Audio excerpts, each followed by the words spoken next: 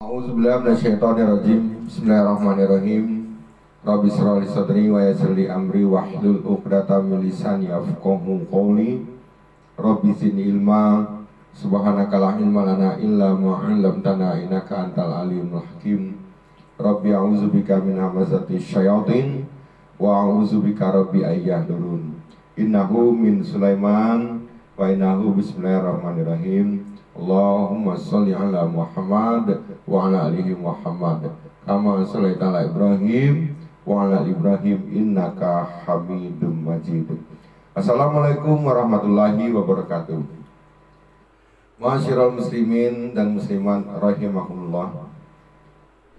Pada kesempatan yang berbahagia ini kita akan membicarakan tentang kurban. Kurban itu betapa pentingnya kita hamba Allah yang masih hidup ini. Dijelaskan di dalam suratnya 108 Al-Kautsar. Allah berfirman, A'udzubillahi minasyaitonirrajim. Bismillahirrahmanirrahim. Inna a'tainakal kautsar. Fasholli li rabbika wanhar. Inna saniyaka huwal abtar. Yang artinya, kata Allah, sesungguhnya kami telah memberikan kepada kamu itu nikmat yang sangat banyak. Coba kita perhatikan, barangkali kalau kita ingin menghitung nikmat yang Allah berikan kepada kita, mungkin kita tidak bisa menghitungnya. Nikmat sehat, nikmat iman, nikmat kita bisa menikmati, merasakan bahwa betapa dahsyatnya, betapa indahnya alam semesta ini. Kita melihat, kita diberikan oleh Allah matahari, bulan dan bintang dan sebagainya. Dan kita juga diberi oleh Allah udara atau oksigen. Nah, ini nikmat yang Allah berikan kepada kita ini sangat-sangat banyak. Oleh karena itu makanya Allah cuma minta dua. Apa dua? Yang pertama, fasholli li rabbi, sholatlah kamu karena Tuhanmu. Itu yang pertama. Yang kedua, setelah kita disuruh oleh Allah untuk sholat, wanhar, kurban. Kurban, berkurbanlah. Baik yang kurban seperti kurban yang setahun sekali, hari raya Idul Kurban, menyembelih hewan, kambing, domba, sapi dan sebagainya, maupun kurban-kurban yang lainnya seperti kurban perasaan, kurban penderitaan, itu semuanya termasuk kurban. Tetapi ini dalam kesempatan yang berbahagia ini, karena kita ini sudah mendekati bulan Ramadan, bukan Ramadan, hari raya Idul Kurban, maka kita usahakanlah untuk berkurban. Kalau belum bisa sapi, kurbanlah kambing. Atau kita bisa patungan. Kenapa ini diwajibkan oleh Allah bagi orang yang sudah mampu? Kadang-kadang kita beli HP mahal-mahal bisa, tapi kurban beli kambing belum. Sedangkan Allah meminta kepada kita ini, satu sholat, keduanya kurban, wanhar. Jaminan dari Allah bagi orang yang sudah kurban ini, sudah sholat dan kurban, maka jaminan Allah, inna saniyaka huwal abtar. Ini janji Allah. Kalau ada yang ingin membenci kamu, dialah yang terputus dari rahmat Allah. Kalau ada orang yang ingin membenci kamu, dialah yang terputus dari rahmat Allah. Ada orang yang ingin mengguna-gunain kamu, dialah yang terputus dari rahmat Allah. Nah ini, kalau kita lihat sejarah, sebagaimana dalam suratnya 37 ayatnya dari 100, kurbannya Nabi Ibrahim, dia memotong anaknya sendiri, Ismail. Padahal Nabi Ibrahim alaihissalam, dia sudah bertahun-tahun menikah dengan Siti Sarah, belum punya keturunan. Dia selalu berdoa, Rabbi habli minas solihin, Rabbi habli minas solihin, Rabbi habli minas solihin. Kemudian dia dengan berdoa bertahun-tahun dia belum punya keturunan, menikah dengan Siti Sarah. Lalu Sarah punya saran, katanya, abang, sumsinya abang harus menikah lagi. Ya, kata si Ibrahim, bagaimana saya mau menikah sedangkan kamu kan istri saya. Ya nggak apa-apa bang, katanya, kan kita kan harus punya keturunan. Nanti kalau kita sudah tua nggak ada yang ngurus. Oleh karena itu makanya abang menikahlah atas pilihan saya. Setuju dengan usulan dari Siti Sarah, istri yang pertama, menikahlah dia dengan Siti Hajar. Setelah dia menikah dengan Siti Hajar beberapa bulan kemudian, Siti Hajar hamil. Siti Hajar hamil, mulailah cemberut. Yang namanya wanita pasti cemberut marah. Pagi marah, siang marah, sore marah. Akhirnya Allah ilhamkan kepada Nabi Adam alaihissalam, dan istri kamu itu asingkanlah ke lembah Bakah. Makanya dia diasingkanlah di lembah Bakah di dekat Ka'bah, itu di kota Mekah. Berangkatlah dia ke sana menuju ke lembah Bakah. Diletakkannya istrinya yang sedang hamil tua. Tidak ada teman, tidak ada dokter beranak, tidak ada dukun, tidak ada makanan, dan semuanya tidak ada. Setelah ditinggalkan di sana cuma satu, kata Nabi Adam, nanti kalau anak kita lahir, kau beri nama Ismail. Nah itu saja. Akhirnya dia pulang lagi ke Palestina. Lama-kelamaan barangkali mungkin anaknya sudah mau lahir, dan bahkan sampai lahir sendirian. Lahirnya seorang anak yang namanya dikasih nama Ismail, seorang bayi laki-laki dari keturunan Nabi Ibrahim dan Siti Hajar. Dia melahirkan sendiri, tidak ada yang bisa bantunya, di padang tandus, di padang pasir, tidak ada makanan dan sebagainya. Diuruslah dengan kesabaran Siti Hajar. Sabar Siti Hajar mengurus anaknya, sehingga dia ingin mencari air. Melihatlah menujulah dia ke Bukit Safa. Di sana dikira ada air, ternyata di Bukit Safa tidak ada air. Akhirnya dia melihat ke Bukit Marwah. Di Bukit Marwah kelihatannya ada air, ternyata setelah sampai di Bukit Marwah tidak ada juga air. Bolak-balik sampai 7 kali, Safa Marwah, Safa Marwah, Safa Marwah. Muncullah air di dekat kakinya Ismail, anaknya yang sedang tergeletak di atas padang pasir tadi. Nah kemudian barulah dia datang menuju mendekati anaknya Ismail. Langsung dia bilang Zam-zam, Zam-zam, Zam-zam. Dia artinya kumpul, kumpul, kumpul. Inilah air Zam-zam yang sampai sekarang bisa kita nikmati. Berjuta-juta orang yang pergi ke sana minum, bawa pulang ke negerinya masing-masing, tapi air itu tetap berkah. Musim hujan tidak kebanjiran, musim panas tidak kekeringan. Nah inilah. Nah kemudian lama-kelamaan, karena ini di sini di lembah Bakah ini ada sumber air, ada orang yang kafilah-kafilah dagang yang dari Yaman mau dagang ke Madinah, dari Madinah mau dagang ke Palestina. Akhirnya karena di sini ada air, dia transitlah di sini, bisa minum, bisa mandi, bisa ngasih minum ternaknya dan sebagainya. Tapi hebatnya Siti Hajar dan Ismail, tidak ada tulisan kalau mandi 5.000, kalau pipis atau buang air kecil 2.000, tidak ada. Gratis, ikhlas dia mengurus sumber air ini. Siapapun yang mau menikmatinya boleh. Yang namanya orang dagang, mungkin ada yang dagang makanan, ada yang dagang pakaian, dia transit ke sana bisa mandi, bisa apa, dengan mengucapkan terima kasihnya itu dia kasih oleh-oleh. Kasihlah oleh-oleh, yang bawa jualan makanan dikasih makanan, yang jualan pakaian dikasih pakaiannya. Lama kelamaan kemudian orang yang pedagang-pedagang ini lagi di Palestina di pasar cerita sama-sama pedagang. Kebetulan Nabi Ibrahim lagi di pasar juga.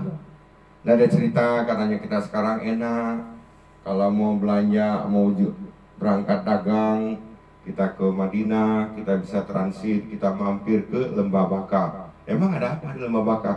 Di lembah Bakah itu ada sumur air bersih sekali, jernih. dan dijaga oleh seorang ibu-ibu sama anaknya yang lucu. Nah, dengan orang bercerita seperti ini, kedengaranlah oleh Ibrahim alaihissalam. Waduh, kata Ibrahim, jangan-jangan ini anak saya. Jangan-jangan anak saya. Nah, ternyata setelah dia berpikir seperti itu, dia berangkatlah ke lembah Baka. Setelah sampai di sana, sumur airnya ada, tapi penjaganya tidak ada. Akhirnya dia berkeliling, 7 keliling mengelilingi Ka'bah yang sekarang sudah ada Ka'bahnya itu. Dulunya belum, karena Ka'bah itu dibangun oleh Nabi Ibrahim dan Ismail. Dia bertasbih, memuji Allah subhanallah, walhamdulillah, wala ilaha illallah, wallahu akbar. Berkeliling sampai 7 kali, ketemulah sama orang Arab di sana. Dia nanya, mas katanya, orang yang jaga di sini mana ya orangnya? Apa kata orang Arab tuh? Sono, katanya tuh sono. Nunjuknya ke sono. Ya kemana nunjuknya kemana? Nunjuk ke arah padang Arafah. Sono katanya. Nggak dikasih tahu kemana, cuma begitu aja. Akhirnya ditelusurilah oleh Nabi Ibrahim alaihissalam, ditunjuk apa yang dituju oleh orang Arab tadi. Berjalanlah dia sampailah ke padang Arafah.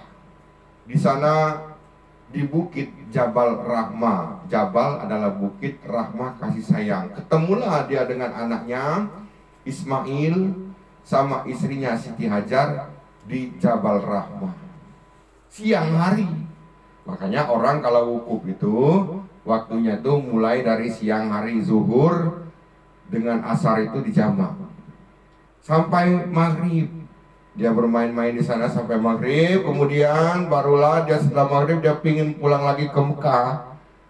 Pingin pulang lagi ke Mekah karena ini tadinya dia senang sama anaknya bisa bermain-main di jalanan. Akhirnya sampailah dia kemalaman di Musdalifah. Kemalaman di Musdalifah dia bermimpi. Apa mimpinya? Diteruskan ayat berikutnya, surat 37 tadi, ayat 102, 103, 104, 105. Apa mimpinya Ibrahim? Kau sembelihlah anakmu itu. Nah, mimpi ini memang mimpinya berat sekali. Bangun pagi-pagi dia termenung, merenungkan mimpinya semalam, bahwa dia baru ketemu dengan anaknya siang kemarin. Sampai maghrib dia pulang lagi ke Mekah. Kemalaman di Musdalifah. Inilah orang wukuf di Musdalifah, mau ngambil batu. Dia mimpi disuruh oleh Allah untuk menyembelih anaknya. Betapa teganya sebenarnya Allah itu menyuruh, tapi dia karena ini perintah Allah tetap dijalankan. Ada juga diceritakan bahwa Nabi Ibrahim ini dia menyembelih anak itu diceritakan karena pada satu hari dulu dia pernah berkurban 1000 ekor kambing, 100 ekor onta. Sampai orang-orang yang beriman memuji dia. Bukan saja orang yang beriman, tapi bahkan malaikat pun mengucapkan jempol, memuji Nabi Ibrahim. Kamu hebat. Hebat katanya. Masya Allah, luar biasa kamu. Kamu bisa kurban 1000 ekor kambing dan 100 ekor onta. Apa? Kata Ibrahim, keluarlah sifat kemanusiaannya katanya. Ya katanya, saya kalau ini perintah Allah untuk mendekatkan diri kepada Allah, katanya, jangankan 1000 ekor kambing, 100 ekor onta, anak pun kalau saya punya saya sembelih. Nah, disinilah mimpinya ini diceritakan bahwa ini nazar, termasuk nazar. Diingatkan oleh Allah lewat malaikat di mimpinya itu, kamu dulu pernah bernazar bahwa kalau kamu punya anak kamu harus sembelih. Nah sekarang saatnya kau punya anak Ismail, sembelih dong. Jangan kamu batalkan niat kamu itu. Akhirnya pagi hari, karena ini perintah Allah, memang nih perintah Allah ini disuruh sembelih anaknya. Langsunglah dia berangkat menuju ke Jabal Kurban di Mina. Pagi-pagi dia berangkat, iblis sudah menggoda. Menggoda siapa? Menggoda istrinya Siti Hajar. Jar, kamu tahu nggak katanya? Ismail tuh dibawa mau kemana dia tuh? Nggak tahu, kata Hajar. Tuh katanya dia tuh mau sembelih Ismail. Loh, kok mau disembelih? Emang kenapa?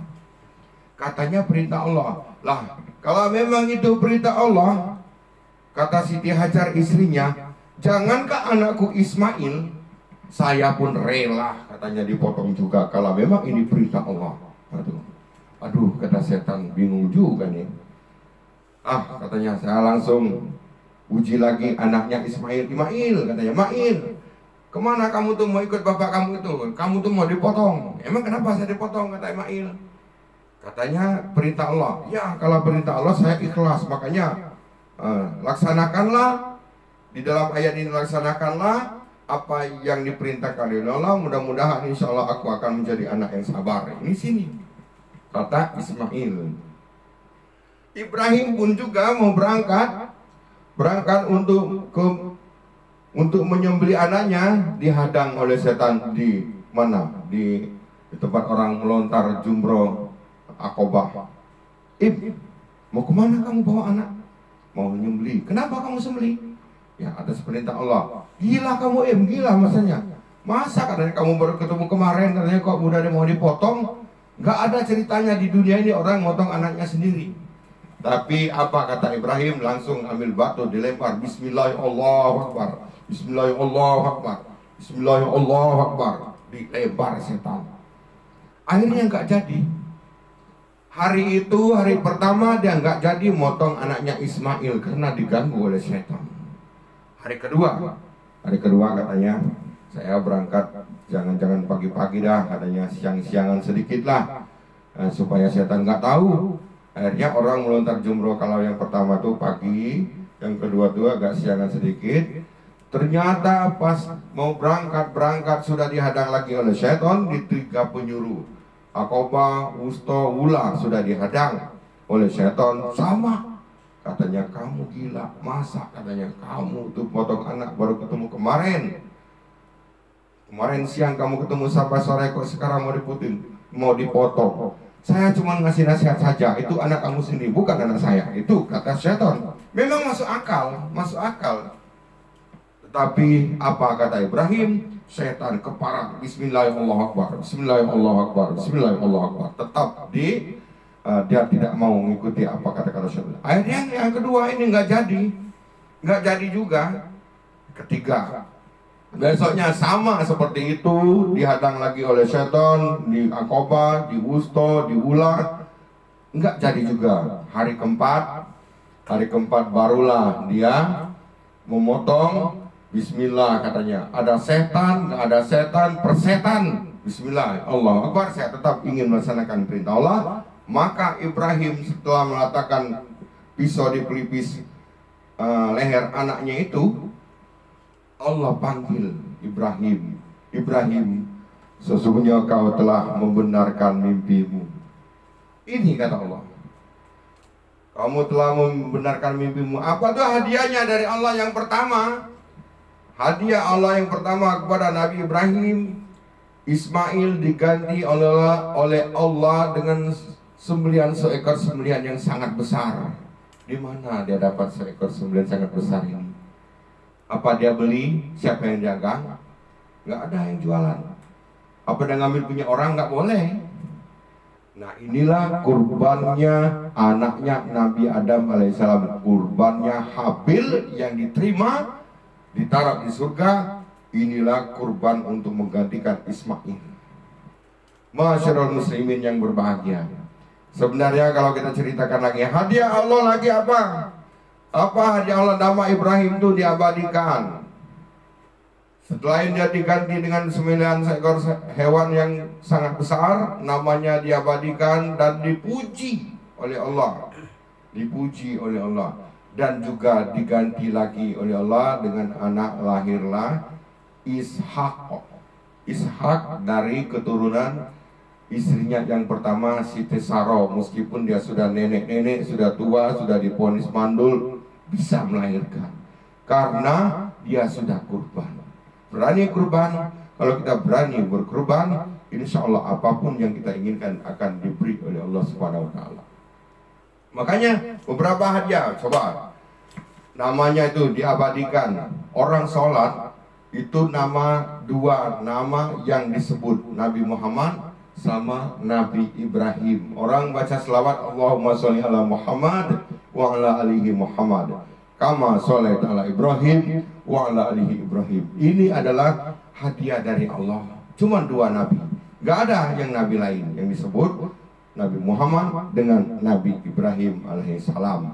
Oleh karena itu makanya kita wajib untuk berkurban. Sebenarnya cerita kurban ini bukannya dari zaman kita sekarang ini saja. Dari sejak Nabi Adam, anak Nabi Adam itu sudah diperintahkan oleh Allah untuk berkurban.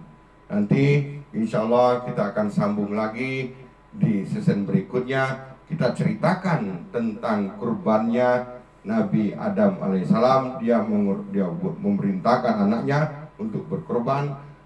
Habil dan Qabil, yang diterima adalah kurbannya Habil. Mudah-mudahan bermanfaat. Lebih dan kurangnya mohon maaf. Wassalamualaikum warahmatullahi wabarakatuh.